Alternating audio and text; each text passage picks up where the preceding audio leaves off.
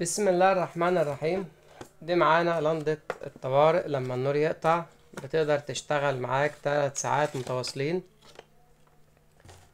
دي اللندة.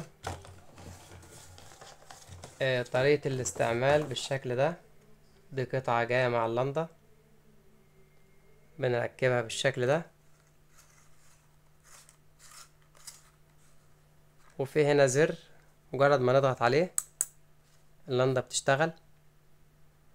طبعا نور قوي جدا، اقوى من النور اللندة العادية، يعني النور كويس.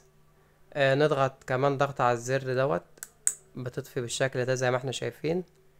نضغط تشتغل. طبعا هي لمدة 3 ساعات وممكن توصل ل4 ساعات، وهي حلاوتها ان هي بتتشحن ذاتيا في نفسها. مجرد ما بتوصلها في الدواية اللي في الكهرباء هي بتتشحن اوتوماتيك.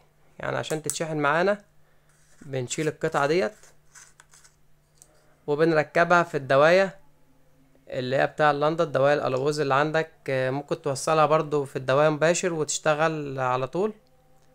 وهنا في بطارية في الجنب هنا زي ما احنا شايفين. دي هنا البطارية اهي تتشحن عشان تشتغل بالشكل ده. في بطارية كمان في الجهة التانية. اللندة عملية جدا وكويسة. وسعرها 170 جنيه. كده نكون وصلنا لنهاية الفيديو.